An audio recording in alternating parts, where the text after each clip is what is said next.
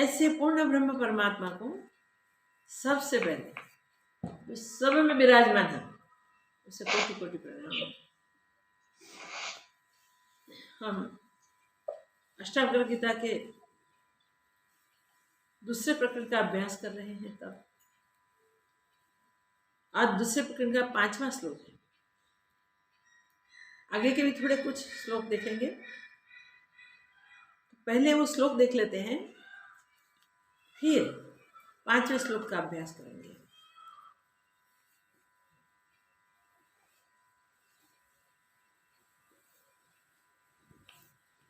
श्री अष्टावक्र महाराज की जय। सशरीरम् अहो विश्वम् परित्यज्य मयाधुना कुतश्चित् कौशलादेव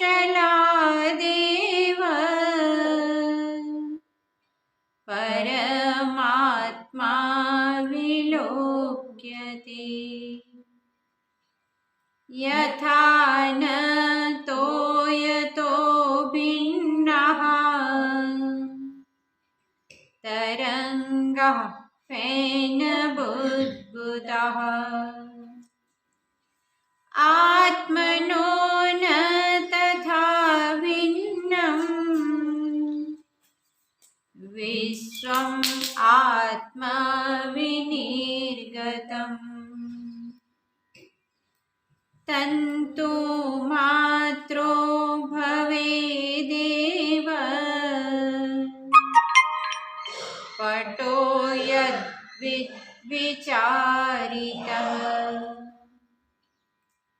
आत्मतन्मात्रम् एवेदम्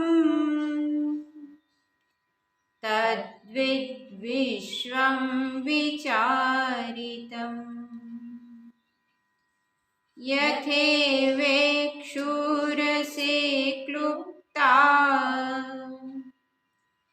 तेन व्याप्तेव शर्करा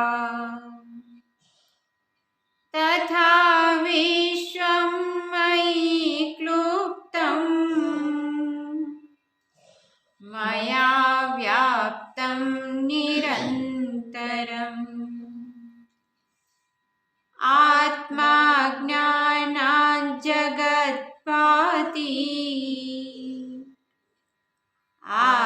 आत्मज्ञानान्न भासते। रज्ज्वज्ञानादभाति तज्ज्ञानात् भासते नहि। प्रकाशो मे निजं रूपम् नातिरिक्तोऽस्म्यहं ततः। यदा प्रकाशते विश्वम् तदाहं भास एव हि तदाहं भास एव हि।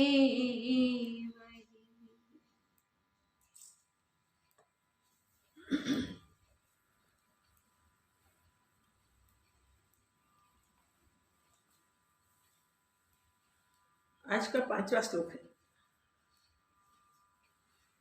तंतु मात्र आत्मतन्मात्रम एवेदम तद्वत् विश्वम विचारितम। बहुत सिंपल बात बता के महा अमोघ आत्मनिश्चय में ले जाते हुए जनक महाराज अपना अनुभव व्यक्त करते हैं। गुरु के थोड़े ही उपदेश से जो विचार में डूब गए, विचार में उतर गए और व्यवहार में भी उसी के अनुसार जीने लगे, हुआ मुझे, वो अनुभव अपने गुरुदेव के पास आकर व्यक्त करते हैं, और व्यक्त करते हुए धीरे धीरे धीरे धीरे पूर्णता का वर्णन कर रहे हैं। पहले तो हमने देखा कि जनक महाराज ने कहा कि देह सहित विश्व का त्याग करके युक्ति पूर्वक मैं सारे संसार में एक ब्रह्म को निहार रहा हूं। विलोक्यते, विलोकना मीन्स देखना, मगर यहां इस शब्द का मीनिंग है अनुभव करना। तो जो अनुभव जनक महाराज को हुआ, वो अनुभव व्यक्त करते हुए कहते हैं, मैंने इस शरीर का भी त्याग कर दिया है और विश्व का भी त्याग कर दिया है। इसमें भी गुड बात है, त्याग करना और छूट जाना, दोनों बात अलग होती है। त्याग कर दिया इस मैंने कोई कर्म किया, त्यागना वो भी कर्म होता है। कुछ भी हम करते हैं वो कर्म होता ही है। जैसे ग्रहण और त्याग, पकड़ना और छोड़ना, तो वो दोनों कर्म ही हुए। हम शरीर को छोड़ दें तो शरीर का त्याग हो गया, विश्व को छोड़ दें तो विश्व का भी त्याग हो गया। अगर शरीर इस प्रकार छूटता नहीं और विश्व भी इस प्रकार नहीं छूटता, कहने से वो त्याग नहीं हो सकता। तो अनुभवी महापुरुष कहने क्या जा रहे हैं वो सोचना चाहिए। उसमें एक ही बात वो कर रहे हैं कि सहज ही सहज देहाध्यास मेरा छूट गया और विश्व में सतबुद्धि थी वो मिट गई। त्याग का मीनिंग यहां वो अद्भुत है। गुरुदेव आपकी कृपा से मेरे प्रश्नों के उत्तर आपसे मिले और मैं उस उत्तर में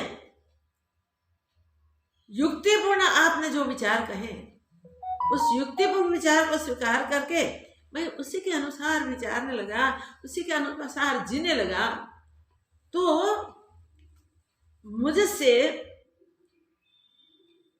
अभिन्न आत्मानुभूति हो गई। मुझसे भिन्न कुछ नहीं है, वो अनुभूति हुई। और मेरा आज तक का अध्यास था वो सब छूट पड़ा। देह को मैं मानता था, देह को मेरा मानता था और मैं देह का मानता था, ये बात भी छूट गई।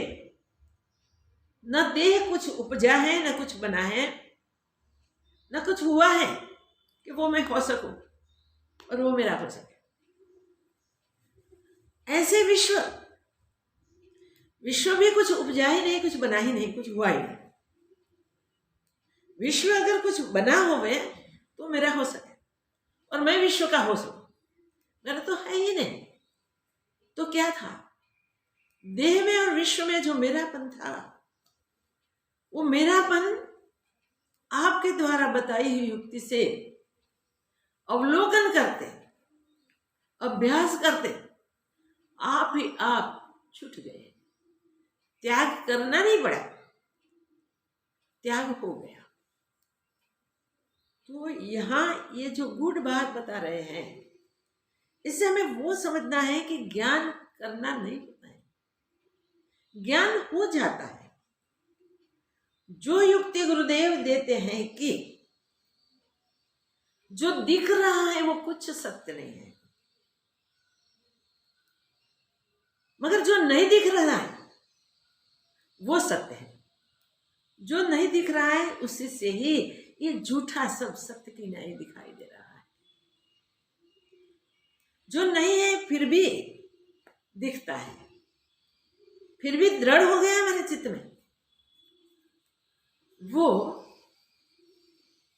युक्ति से ही छूट सकता है।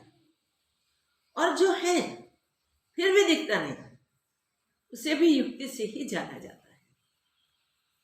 वो युक्ति आपकी कृपा से, आपकी दया से मैंने स्वीकार कर ले और उसी के अनुसार सोचना और जीना प्रारंभ कर दिया।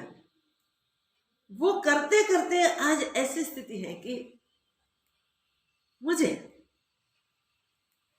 जैसे तरंग बुदबुदे चक्रादिक पानी से भिन्न नहीं है, वैसे ही ये जो संपूर्ण जगत है, चाहे व्यष्टि जगत है चाहे समष्टि जगत है, वो ऐसे छूट गया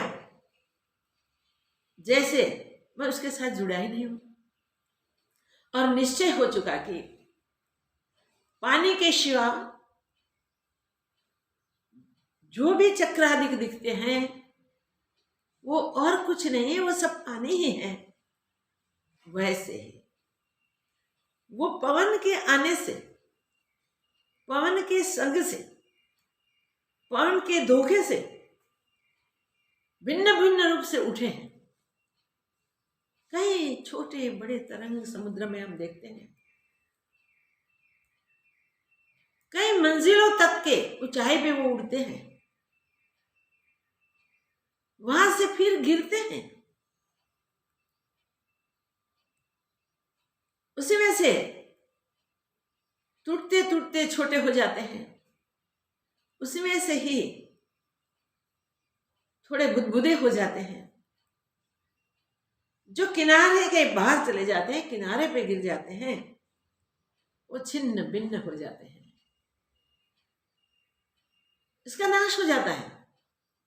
मगर जो फिर जाके समुद्र में ही गिरते हैं, वो छोटा बूंद भी क्यों ना हो, वो समुद्र हो जाता है। ऐसे आपकी युक्ति से अगर जीवन जीना शुरू कर दिया जाए तो मुझसे शरीर और संसार का पूरा त्याग हो गया, शरीर और संसार छूट गए, वैसे सबको अनुभूति हो सकती है। ये कोई एक व्यक्ति के लिए नहीं है, इस सबके लिए, सबको इसकी अनुभूति होती है।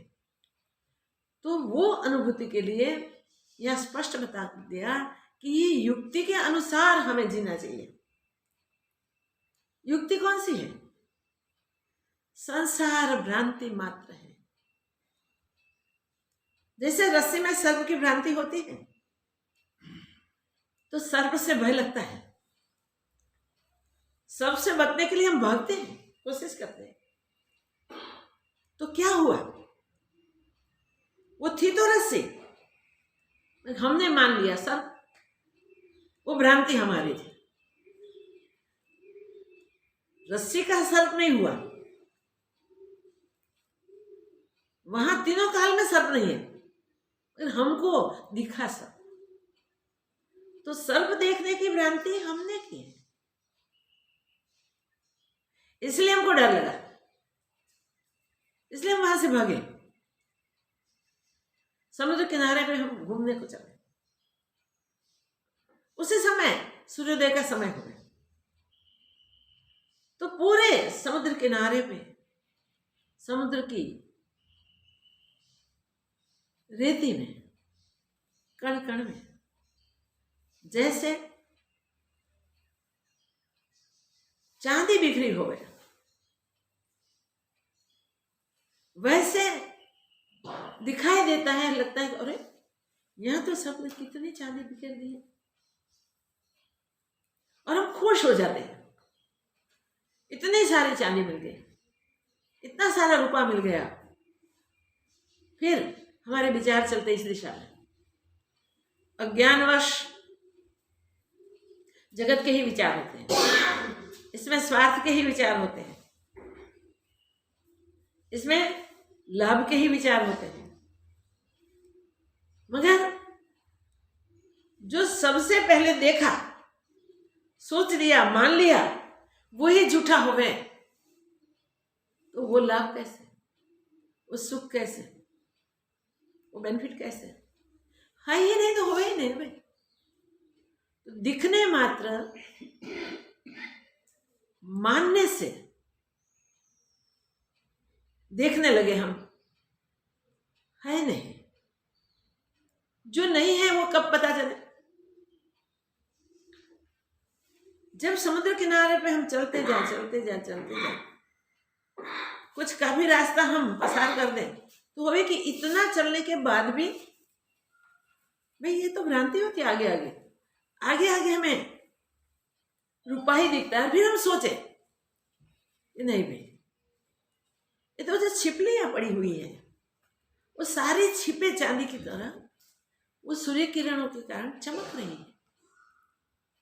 तो विचारने से पता चल जाता है।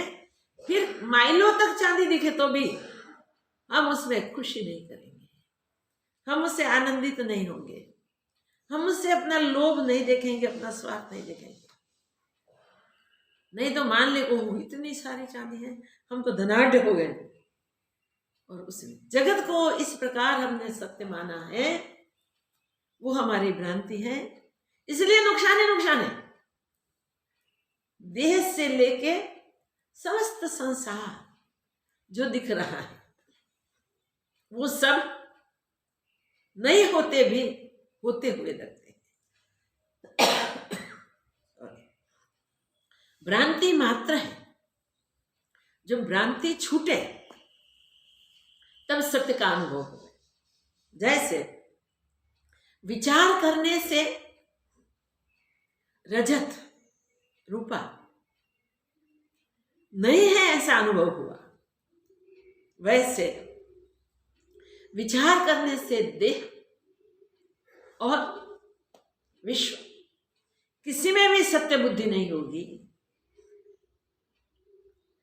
क्योंकि शास्त्रों ने उनकी शिक्षा दे दी है हमें।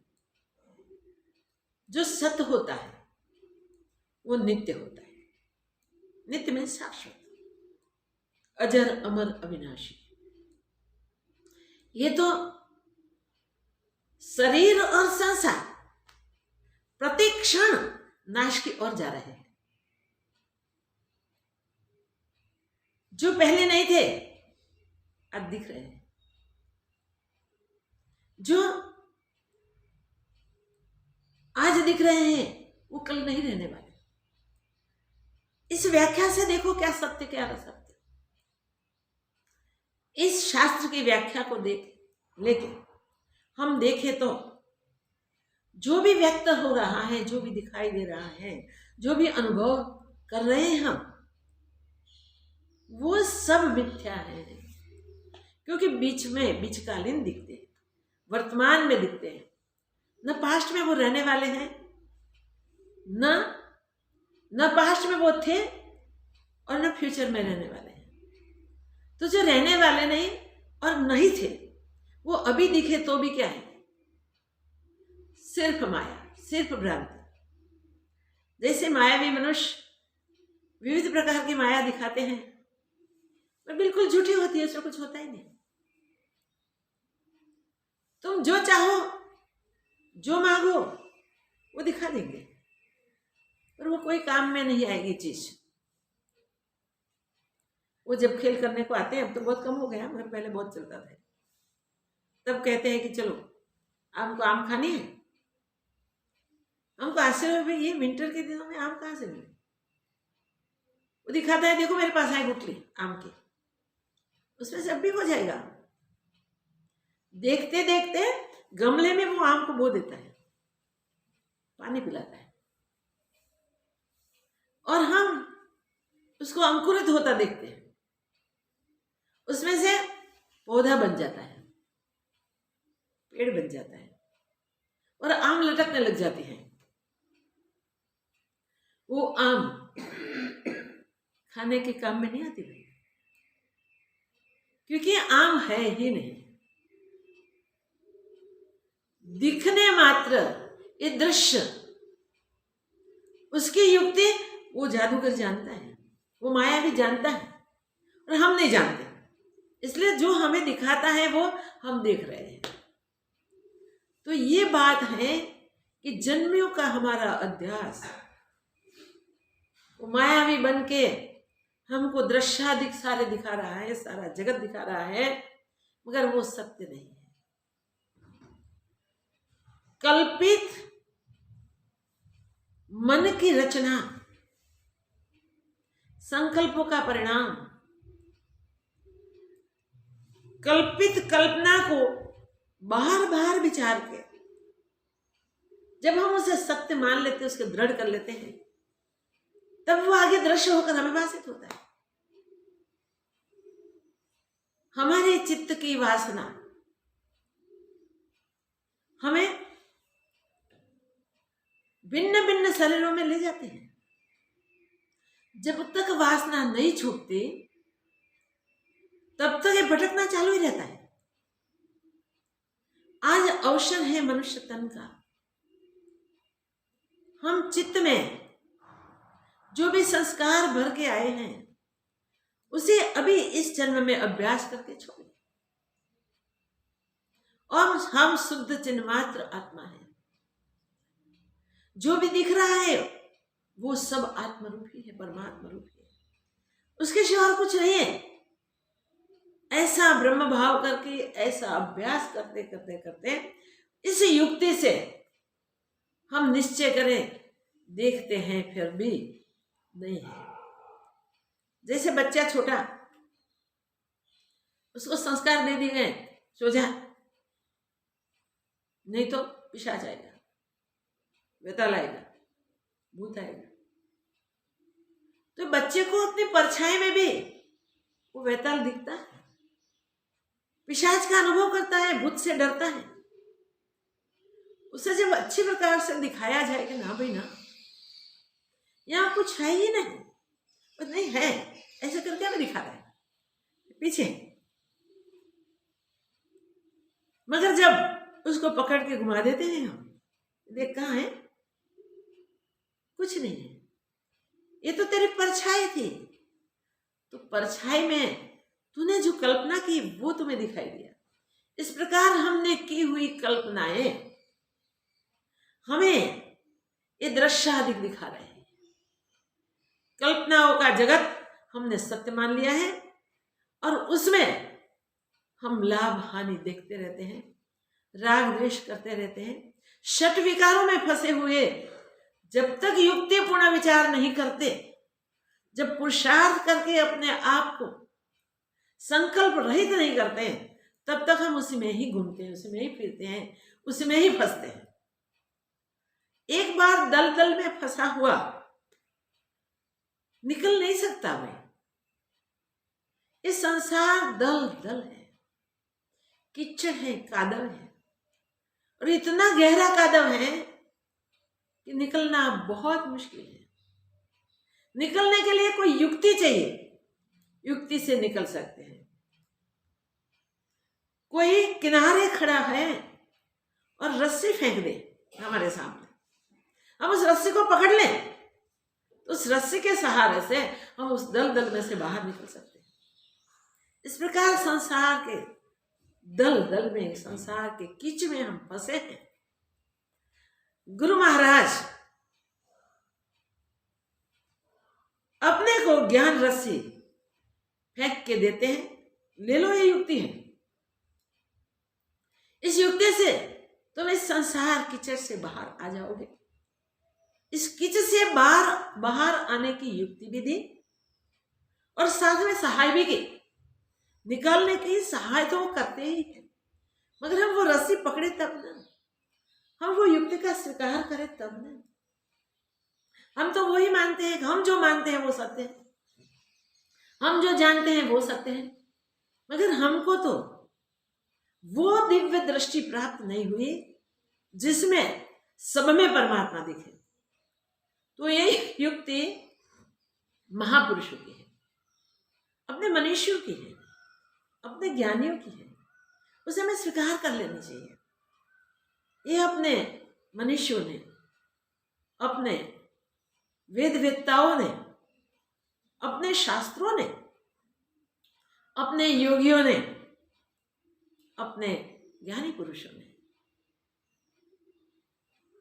अभ्यास करके, पुरुषार्थ करके प्राप्त की है और जो अनुभव में बना दिया है, इतने आसानी से वो अनुभव में आ सके इतने नहीं है, मगर कड़ा पुरुषार्थ करके वो आसानी से मिल गई ऐसा लगता है।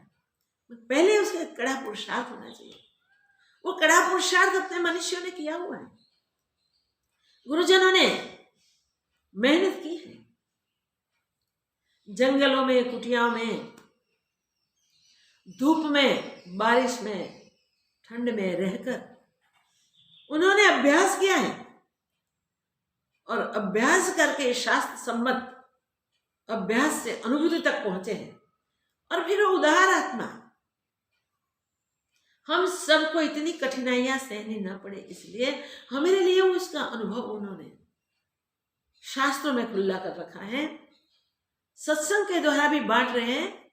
तब हम उसे उठा लें, और उठा लें तो क्या होगा, हम उसके अनुसार जीना शुरू कर दें, सतत विचार करें। चित्त को जो वासनाओं से घेरा हुआ है उसको हमेशा विषयों की ओर जाने की आदत है, अपने इच्छाओं को पूर्ण करने के लिए भागने की आदत है। तो जो भी लक्ष्य बना दिया है कि मुझे ये पाना, ये पाना, ये पाना, ये पाना, ये पाना, सब त्याज्य लक्ष्य होता है इनमें, क्योंकि पहचानता नहीं, जानता नहीं कि क्या करने के लिए मनुष्य तन मिला है। मनुष्य तन परमात्मा प्राप्ति के लिए ही है, परमात्मा प्राप्ति का साधन है। इसकी जगह हम संसार इकट्ठा करने के लिए इस तन का उपयोग करते हैं। बीच में कभी काग प्याली न्यायवत ऐसा उपदेश मिल जाए, कोई सत्य शास्त्र हाथ में लग जाए, कोई सत्संग अचानक सुन लिया जाए, कोई महापुरुष पकड़ के हमको बोध दे।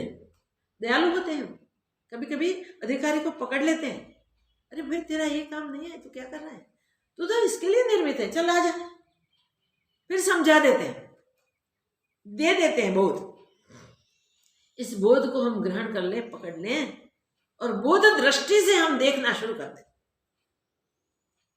तो सर्वत्र हमें एक परमात्मा ही दिखना शुरू हो जाता है। इसके लिए अभ्यास बहुत आवश्यक है। अष्टावक्र जी महाराज के बोध से जनक महाराज ने उस बोध का स्वीकार करके अनुभव करने का अभ्यास शुरू कर दिया।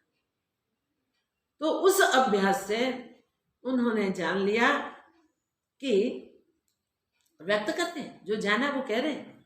5 श्लोक हमने ये देखे, 5 श्लोक में ये देखा, आगे भी वही बातें चलती है। एक आत्मानुभूति की कितनी दिव्यता है, कहां तक वो आत्मानुभूति कि व्यक्त करने की कोशिश भी उसे पूर्ण रूप से कह नहीं सकती, क्योंकि वो शब्दातीत है, शब्द से अतीत है, मगर रुका नहीं जाता। इसलिए बोलते जाते बोलते जाते बोलते जाते। इसमें क्या कहते हैं, जो भी दिख रहा है वो सिर्फ ब्रह्म है, भ्रांति से दिख रहा है, सत्य दृष्टि से देखा जाए तो परब्रह्म परमात्मा ही है। और जब इस सत्य का अभ्यास करते करते करते इसकी स्वीकृति हो जाए तो ये शरीर भी मिथ्या दिखने मात्र और संसार भी बिल्कुल दिखने मात्र, सत्य कुछ नहीं, ऐसा अनुभव हो जाता है। तो शरीर भी छूट गया, गिर गया, और संसार भी गिर गया। त्याग किया नहीं, त्याग हो गया। त्याग हो गया, उसके बाद क्या बात करते हैं, वो कहते हैं कि जैसे पानी ही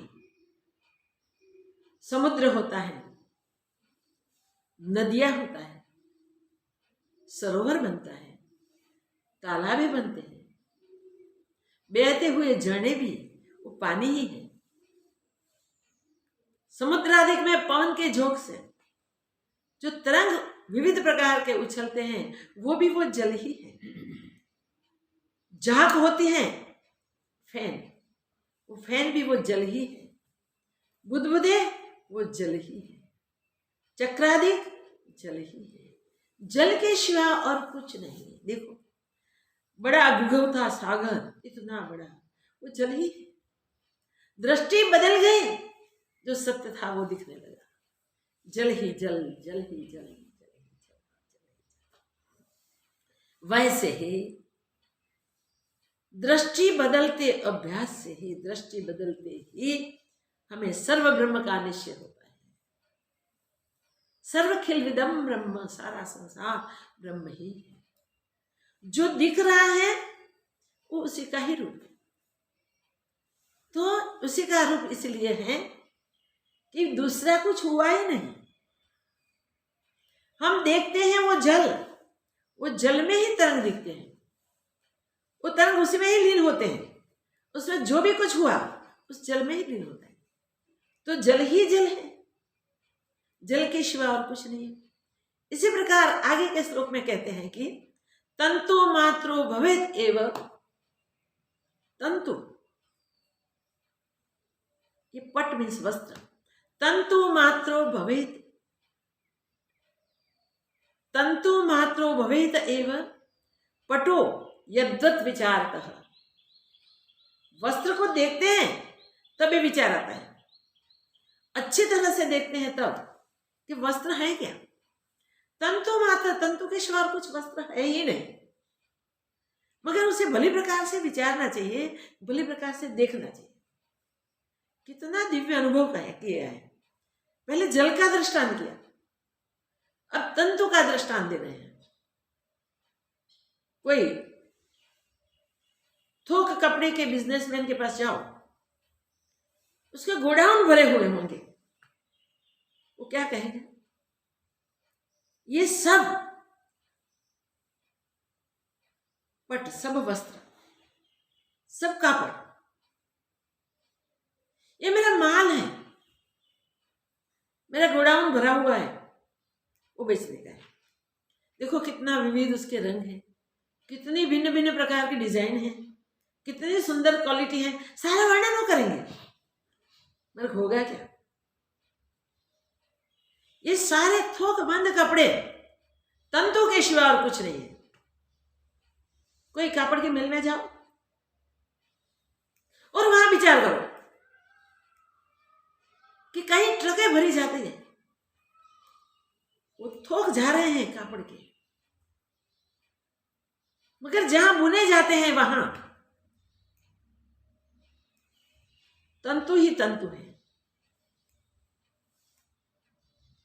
वो तंतु इस प्रकार गूंथे हुए हैं, ये गूंथे जा रहे हैं, जिससे वो पट दिखता है, जैसे वो वस्त्र दिखता है वस्त्र, मगर है तंतु। जहां तंतु बनते हैं वहां जाए के देखो, दिखते हैं तंतु, मगर है तो रुई, कपास। इस कपास से तंतु निकलते हैं, इस तंतु से वस्त्र बनते हैं, और वस्त्र पर जो प्रक्रिया होती है, बहुत प्रकार की प्रक्रिया होती है। इस प्रक्रिया से भिन्न भिन्न प्रकार के उसके कलर बनाए जाते हैं, उस पे डिजाइनें बनाई जाती हैं। वो डिजाइन और कलर वाले वो सारे कपड़े, अगर तो श्वेत भी है, वो सारे थोक के रूप में सेट किए हुए होते हैं। वो परचेजर होलसेल में वो सब थोक को ले जाता है,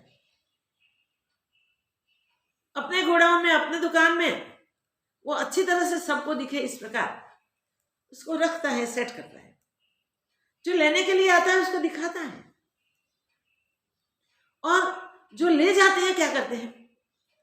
एक समझो बड़ा थोक है, बड़ा थोक किसी ने परचेज किया, बड़ा परिवार है, दर्जी के पास है, उसके पास जाकर कहते हैं कि इसमें से इतने शर्ट बना दो, इतने पैंट बना दो, इतने टॉप बना दो, इतने पायजामे बना दो, ये बना दो, ये बना दो, ये बना दो, ये बना दो। अपने चॉइस के जिस प्रकार के वस्त्र चाहिए उस थोक में से वो वस्त्र बने। सब वस्त्रों के नाम अलग अलग हुए, आकार अलग अलग हुए, नाम और आकार भिन्न भिन्न हुए, मगर है तो वस्त्र। और वस्त्र का विचार करो तो वो तंतु है, तंतु के सिवा और कुछ नहीं है। तो कैसे समझ आया? तंतु तक पहुंचे तब तक इसका विचार किया। ये सब पैदा हुआ, सब तैयार हुआ, वो है क्या? आखिर क्या है? भिन्न भिन्न आकारों में, भिन्न भिन्न रूपों में, भिन्न भिन्न दृश्यों में, भिन्न भिन्न साइजों में दिखता हुआ ये भिन्न भिन्न रूप वास्तव में ये थोक में से पैदा हुआ है। और थोक वो बड़ा कपड़ा, वो तंतु से हुआ है। तो सत्य तो वो है। तो इसमें से जो भी निर्माण हुआ, जो भी हुआ, वो तंतु ही है। तंतु के सिवा और कुछ नहीं है। ताने वाने से गुथे हुए ये ताने वाने, ये तंतु गूंथ कर पट बना दिया। पट बना दिया तो पहनने के लिए काम आया, और कोई उपयोग के लिए बनाया तो उसमें भी काम आया। और हम भूल गए कि वो तंतु है। जिस प्रकार उसका उपयोग करते हैं उसी प्रकार से उसे पहचानते हैं। इसी प्रकार शरीर और संसार भी ब्रह्म में ही उभरे हुए हैं। वो बात बराबर याद रखिए, क्योंकि जो शाश्वत है, सत्य है, वो सदैव रहता है, बीचकालीन नहीं होता है। शाश्वत ब्रह्म है। ब्रह्म सत्ता शाश्वत है, ब्रह्म सत्ता नित्य है। तो कैसे भी आकार में दिखे वो ब्रह्म सत्ता ही ये सब आकारों में स्थित है। बस यही सोचना है और उसके अनुसार अभ्यास करना है। अपने जीवन व्यवहार में हम जो व्यवहार कर रहे हैं वो, और जो देख रहे हैं वो सब ब्रह्म रूप ही है, ये सोचना अति आवश्यक है। इसलिए स्पष्ट कहा, तंतु मात्र ही है। इतना बड़ा पट वस्त्र और कुछ नहीं, तंतु मात्र है। इतना बड़ा संसार और कुछ नहीं, ब्रह्म मात्र है। चिन्मात्र आत्म सत्ता है। सूक्ष्माति सूक्ष्म सत्ता वो, और महत से महत भी वो है। ये बड़ी आनंद की बात है कि हमें उसे सोचना किस प्रकार है। तो सूक्ष्म में सूक्ष्म ही कुछ देखो तो वो भी वो ब्रह्म है।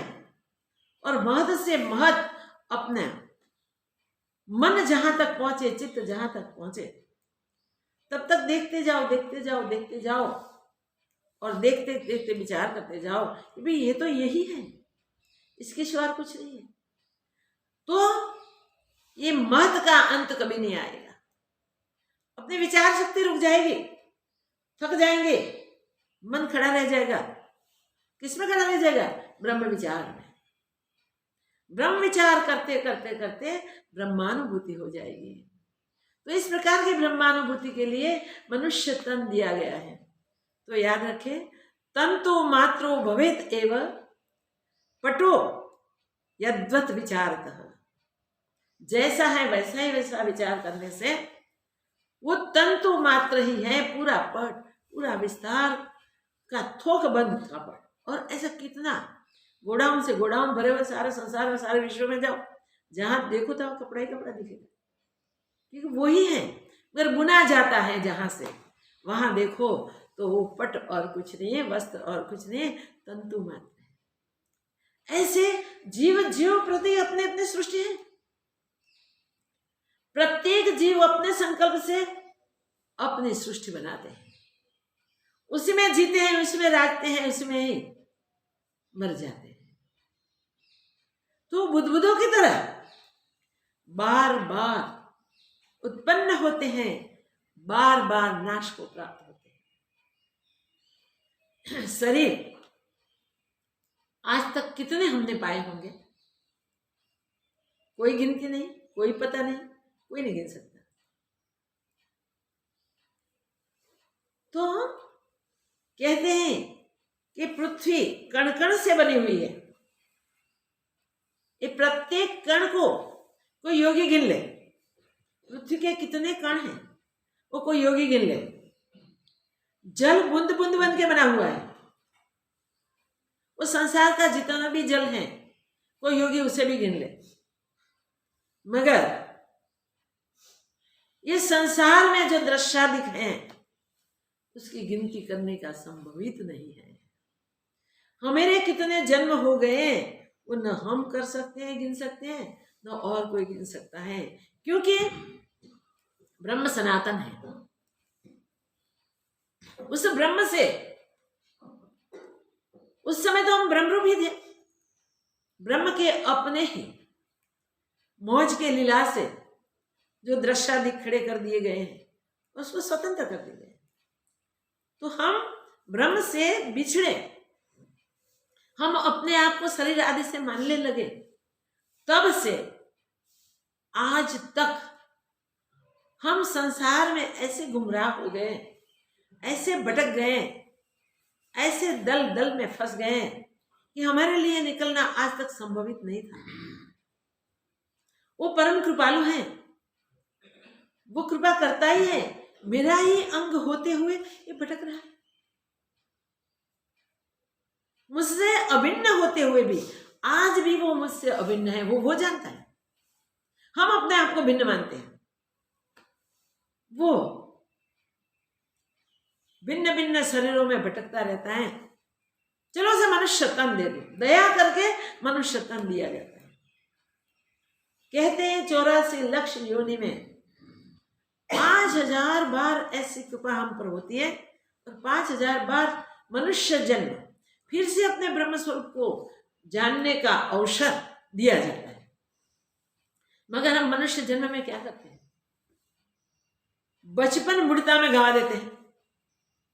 बच्चा कितना मूढ़ होता है, बाल हट को कोई छुड़ा नहीं सकता, समझा नहीं सकता, क्योंकि मूढ़ता की हट होती है, समझ और विचार शक्ति नहीं होती है। फिर युवानी बाल्यावस्था मूढ़ता में जाती है, युवानी कामादिक में बही जाती है, पता नहीं चलता। काम लोभ मोह आदि में फंसा हुआ युवान मनुष्य युवानी को कहां खत्म कर देता है पता नहीं चलता। फिर जिम्मेदारियां बढ़ती है, इस जिम्मेदारियों का वहन करने में काफी जिंदगी चली जाती है। जब क्षीणता शरीर की आती है, तब शरीर की वृद्धावस्था आती है, तब तक तो नहीं जाना कि मैं ये शरीर नहीं, तब तक हम अपने आप को शरीर नहीं मानते।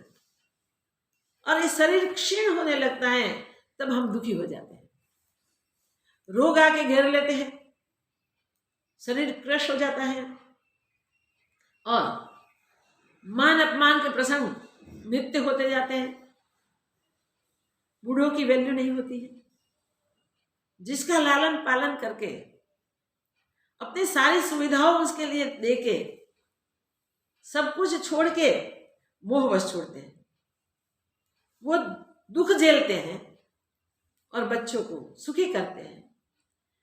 ऐसा सुख माँ बाप से प्राप्त करने के बाद भी युवानी में वो माँ बाप को तिरस्कृत करते हैं, तब वो सहा नहीं जाता, न स्वयं कुछ कर सकते हैं, न अपमान सहे जाते हैं। और मान अपमान क्षणिक भुगतते भुगतते सुखी दुखी होते होते जीर्ण क्षीण शरीर होता जाता है और उसी में अपने आप को जीर्ण क्षीण होता देखता है, क्योंकि शरीर में ही मैपन कर लिया है, शरीर को ही सत्य माना है। अगर आत्मा को सत्य स्वीकार कर लिया होता अभ्यास करके, तो शरीर की अवस्था को अपनी अवस्था नहीं मानते, शरीर के मान या अपमान को अपने मान अपमान न मानते, सुख दुख की घटनाओं को सुखी दुखी करने वाली न समझते, अपने को निर्लेप निराकार निर्विकार ब्रह्म समझते हैं, तो अपने निजानंद में ही रहते हैं। शरीर तो रहने का एक साधन है, गृह जैसे रहने का साधन है, मगर गृह हम नहीं होते, अपना रूप गृह नहीं होता, गृह हमसे भिन्न होता है। वैसे शरीर गृह की तरह रहने का एक स्थान है, मगर हम वही शरीर नहीं है, वो अनुभूति हुई नहीं, इसलिए दुखी दुखी होके जीर्ण क्षीण होके परेशान परेशान होके विषय सताते हैं और विषयों की तृप्ति नहीं होती। मान चाहते हैं, मान मिलता नहीं है। स्वस्थता चाहते हैं, रोग घेर के बैठे हैं। बलवान रहने का चाहते हैं, बलहीन हो गए होते हैं। तो दुख के सिवा कुछ दिखता ही नहीं। इस प्रकार दुखी हुआ, मनुष्य तन में आया हुआ, उसका प्रारब्ध पूर्ण होते ही उसे छोड़ के उसे जाना पड़ता है, तो और ज्यादा दुखी होता है। और इस मनुष्य तन में रहकर और आगे के प्रारब्ध के साथ वो जुड़ेंगे, उसको लेकर वो और शरीर में जाता है। संचित उसके अकाउंट में जमा होते हैं, और संचित में से जो प्रारब्ध बने भुगतने के लिए तैयार हुए, वो कर्म को लेके भुगतने के लिए दूसरा शरीर जो मिलता है उसमें चला जाता है। फिर यही शुरू हो जाता है, यही शुरू हो जाता है, यही शुरू हो जाता है। मगर समय पे हम सोच लें, विचार कर लें कि अन्य सब जीवों के शरीर जो हैं उससे मनुष्य शरीर कुछ भिन्न है, कुछ अलग प्रकार का है, कुछ विशेष है। तो ये विशेष शरीर से कुछ विशेष कर्तव्य है, ऐसा प्रश्न उठे तो हम कभी सत्संग की रुचि होती है, कहीं सत्संग में चले जाते हैं, कहीं शास्त्र खोजते हैं, उसका अभ्यास करते हैं। मनुष्य के अनुभव को सुन के वो अनुभव हमारा भी हो जाए, तो ऐसा करके वो अभ्यास करने लग जाते हैं। इस प्रकार अभ्यास करते करते जब हमें अनुभव होता है, अरे मैं तो ब्रह्म, मैं कहाँ भटक गया। ये शास्त्र कहते हैं, संत कहते हैं, अनुभवजन कहते हैं, ये महापुरुष पुकार पुकार के कहते हैं। वशिष्ठ महाराज कहते हैं मैं हाथ खड़े कर करके कहता हूं तू ब्रह्म है, मैं कोई स्वीकारते ही नहीं। ये दशा हमारी न हो, हम सत्य को स्वीकार न करें। इसलिए अभ्यास करके खुली आंख से देखे कि जैसे भिन्न भिन्न प्रकार से दिखता हुआ पानी, चाहे बुदबुद के रूप में, चाहे तरंग के रूप में, चाहे जल के रूप में, चाहे भाप के रूप में, चाहे बादल के रूप में, चाहे सागर के रूप में, चाहे नदी नाले के रूप में, कोई भी रूप में, मगर जल ही है, ऐसा हम निश्चय करते हैं। बर्फ के बड़े भंडार देखें तो भी वो पानी जल के सिवा और कुछ नहीं है, ऐसा निश्चय रखें और एक्सपेरिमेंट करके फाइनल कर लें कि थोड़ा उसको तपायमान करें, क्या होता है पता चल जाएगा, जल ही हो जाएगी। इसी प्रकार प्रत्येक वस्तु को देखिए, वास्तव में क्या है, दिखते हैं हुए वो रूप कोई सत्य नहीं है। इन सब का वास्तविक रूप निर्विकार, निराकार रूप है, सतरूप है, शाश्वत रूप है, ब्रह्म रूप है। तो सब कुछ जैसे जल भिन्न भिन्न रूपों में भी जल है, ठोस बन जाए, बर्फ बन जाए, तब भी वो जल ही है। और सब संसार के दृश्य स्वयं ब्रह्म ही है, लीला मात्र ब्रह्म में से जो हुआ तो ब्रह्म ने बनाया भाई, और ब्रह्म तो कुछ करता ही नहीं है, अकर्ता और भोगता। तो ये क्या, कैसे, किस प्रकार ब्रह्म, इतना सारा संसार बनाया और बनता ही जा रहा है, बनता ही जा रहा है, बनता ही जा रहा है, अंत तो आता नहीं। बेअंत संसार देखते देखते देखते हम थक जाएंगे, शरीर भी छूट पड़ेगा, मगर संसार का अंत नहीं आएगा। मगर दृष्टि होवे और देखेगी ये सब संसरण करता करता जाता कहाँ है, नाश को ही प्राप्त होता है। और नाश को प्राप्त होकर क्या होता है, दृश्य मिट जाता है, अपने अदृश्य अव्यक्त स्वरूप में स्थित हो जाता है। जैसे पानी से उछले हुए तरंगाधिक पानी में गिर के पानी ही हो जाते हैं, क्या सुंदर बात है। वैसे ये सब दृश्यादिक जो भी हम देख रहे हैं वो सब ब्रह्म रूपी है और ब्रह्म में ही मिल जाते हैं। जब तक ब्रह्म में नहीं मिल जाते जब तक ब्रह्मानुभूति नहीं कर लेते तब तक भिन्न भिन्न शरीरों में और वैविध्यपूर्ण संसार में इधर उधर भटकते ही रहते हैं। अब निश्चय करने में हमें भटकना नहीं है, हमें भटकता नहीं है, क्योंकि हम मूल स्वभाव से अचल आत्मा है, जिसके सामने हिमालय, सुमेरु, विंध्याचल आदि पर्वत भी चलायमान है। याद रखो, ऐसे अचल आत्म स्वरूप अपना जान के, जिसको कोई चलायमान नहीं कर सकता, जिसका कोई नाश नहीं करता, जिसको किसी ने उपजाया नहीं,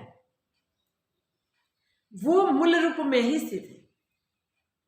ब्रह्म में ही स्थित है, ब्रह्म के सिवा और कुछ नहीं है।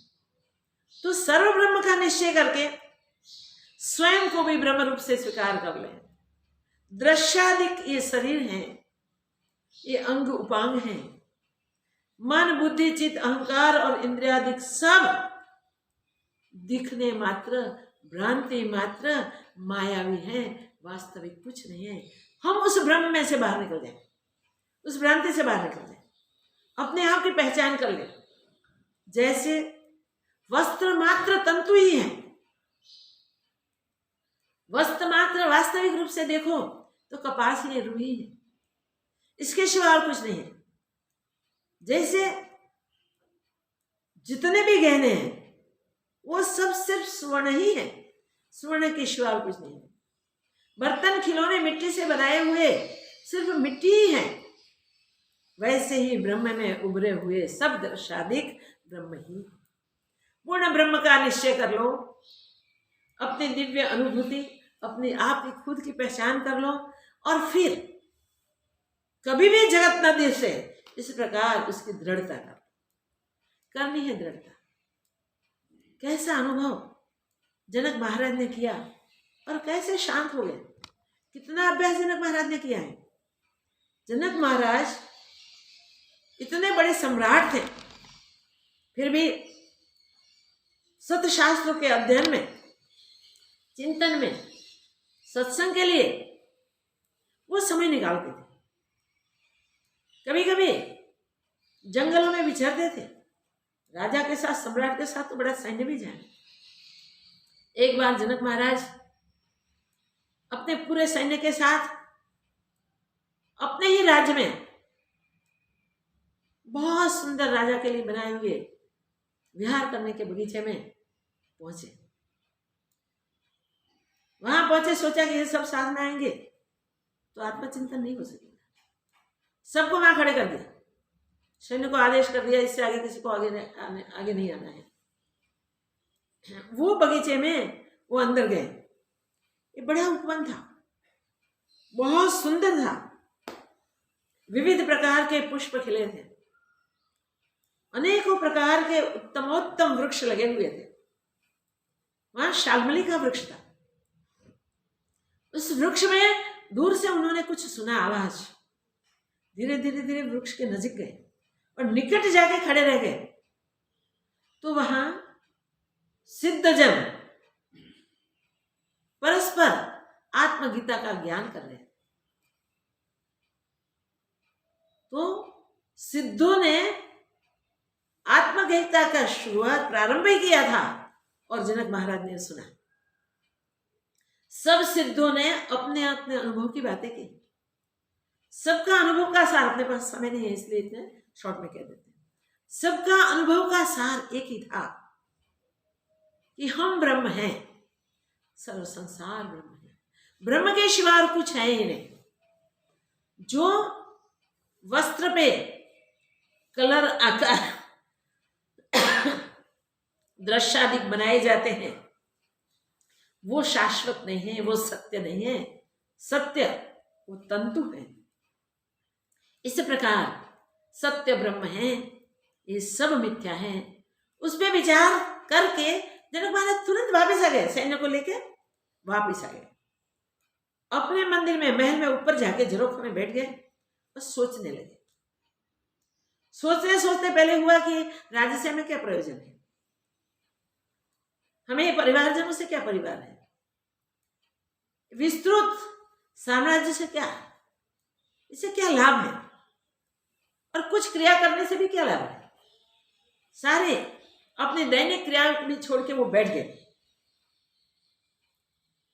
सुबह हो गई, स्नान संध्या का टाइम हो गया। राजा के स्नान संध्या के लिए विशेष प्रकार की तैयारियां होती हैं। ब्राह्मण सब आ गए, अगमर्षण जप करने लगे, बहुत सुंदर बातें करते हैं। रसोई घर में रसोई की तैयारियां होने लगी। स्नानागृह में विविध प्रकार के द्रव्यों से सुगंधित जल की तैयारियां हो गई। सब तीर्थों के जल आ गए, वस्त्रादि सब व्यवस्थित हो गया, स्नान कराने वाले आ गए, सब कुछ हो गया, मगर राजा नहीं उतरे नीचे। फिर प्रतिहार को भेजा गया कि भाई राजन क्यों नहीं आए, क्यों नहीं पधारे। उसने जाके प्रार्थना की, मैंने सुना ना सुना कर दिया। फिर सोच आई, बीच की बात छोड़ते हैं, कि करने से भी मुझे क्या नुकसान है, इस क्रिया करने से भी मुझे क्या नुकसान है। मैं ब्रह्म हूं, सर्व ब्रह्म है, तो सहज प्राकृत आचार उससे होवे तो क्या फर्क पड़ता है। जिसमें कर्तापन नहीं है, भोक्तापन नहीं है, तो उससे क्या बंधन। ऐसे ब्रह्म विचार, ब्रह्म निश्चय करके वो उठे आए और सब क्रिया की, फिर राजपाट सब कुछ किया। इस प्रकार महापुरुषों का सानिध्य प्राप्त करके, गुरुजनों के पास बैठ बैठ के आत्मबोध सुनते सुनते वो आत्म अभ्यास करते गए, और किस स्थिति में पहुंचे हैं, ये अष्टावक्र गीता के लिए वो निमित्त बन गए। गुरु शिष्य के संवाद के रूप में जनक महाराज और अष्टावक्र जी का ये संवाद हम सबको मिला, और हम सब अपने ब्राह्मी स्थिति में स्थित होने के लिए अभ्यास कर रहे हैं। ये अभ्यास निरंतर होना चाहिए, सतत होना चाहिए, लाभ के समय भी होना चाहिए और नुकसान के समय भी होना चाहिए। क्योंकि इस संसार में लाभ हानि दिखने मात्र है, न लाभ है न हानि है। संसार ही नहीं बना तो लाभ हानि कैसे, शरीर ही नहीं बना तो भोक्ता कैसे, करता कैसे। ऐसा विचार करते करते प्रतिपल प्रत्येक व्यवहार में अपने स्वरूप में स्थित बनने की कोशिश करनी चाहिए। और ऐसे जैसे जनक महाराज ने अपना अनुभव व्यक्त किया, वैसे हम भी अनुभव में स्थित होकर हमारे साथ संग में जो आवे उन सबको हम अपना अनुभव शेयर करें, सबको लाभ होवे। वही कोशिश, वही पुरुषार्थ करने का बल मिले, और इस बल का सब सदुपयोग करें। वही शुभ भावना, वही आशीर्वाद। जय हो, मंगल हो। ओम पूर्णमदः पूर्णमिदं पूर्णात् पूर्णमुदच्यते पूर्णस्य पूर्णमादाय पूर्णमेवावशिष्यते।